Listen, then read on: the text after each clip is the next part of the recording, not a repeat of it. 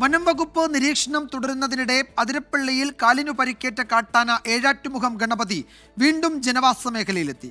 അതിരപ്പള്ളി പഞ്ചായത്ത് ഓഫീസിന് സമീപമാണ് ആനയെത്തിയത്. അതിനിടെ ആനത്താരയിലെ ചില്ലുകുപ്പികളും മാലിന്യങ്ങളും നീക്കം ചെയ്യാൻ വനം വകുപ്പ് സ്പെഷ്യൽ ഡ്രൈവ് തുടങ്ങി. അതിരപ്പള്ളി പഞ്ചായത്തിന് സമീപം ജനവാസ മേഖലയിലായിരുന്നു രാവിലെ മുതൽ ഏഴാറ്റുമുഖം ഗണപതി. കാലിലെ പരുക്ക് സംബന്ധിച്ച് DFO നൽകിയ റിപ്പോർട്ട് അടിസ്ഥാനപ്പെടുത്തി ആനയ്ക്ക് തുടർ ചികിത്സ നൽകുന്നത് പരിഗണനയിലാണ്. ആനയ്ക്ക് പ്രകടമായ ശാരീരിക അവശതകളില്ലെങ്കിലും കാലിലെ മുറിവുണങ്ങാൻ പ്രയാസമെന്നാണ് കണ്ടെത്തൽ. അതിന്റെ അടിസ്ഥാനത്തിൽ വനം വകുപ്പ് ആനയെ നിരീക്ഷിക്കുന്നുണ്ട്. വന്യമൃഗങ്ങൾ ഇറങ്ങുന്ന മേഖലയിൽ ടൂറിസ്റ്റുകൾ ചില്ലുകുപ്പിയും മറ്റു മാലിന്യങ്ങളും ഉപേക്ഷിക്കുന്നത് ആനകൾക്കുൾപ്പെടെ പരുക്കേൽക്കാൻ ഇടയാക്കുന്നുണ്ട്.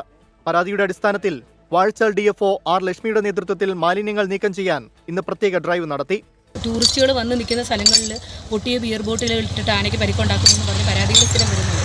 അപ്പോൾ അതിനൊരു പ്രതിവിധി എന്നോണം നമ്മളൊരു നേരത്തെ ഒരു ഡ്രൈവ് നടത്തിയിരുന്നു. പക്ഷേ എന്നാൽ പോലും അത് സക്സസ്ഫുൾ, കാരണം വനംവകുപ്പ് മാത്രമാണ് ചെയ്തത്. ഇപ്രാവശ്യം പ്ലാന്റേഷൻ കാര്യം കൂടെ ചേർത്തുകൊണ്ട് നിങ്ങൾ തന്നെ കണ്ടു കാണും, ഇവിടെ പൊട്ടിയ രീതിയിലും അല്ലാത്ത രീതിയിലും ഒക്കെ കുപ്പികൾ വലിച്ചെറിയപ്പെടുന്നുണ്ട്. അതിരപ്പള്ളി കൊന്നക്കുഴി ഫോറസ്റ്റ് സ്റ്റേഷനുകളിലെ ആനത്താരയിലെ ഉൾപ്പെടെ മാലിന്യങ്ങൾ നീക്കം ചെയ്തു. 24 തൃശൂർ.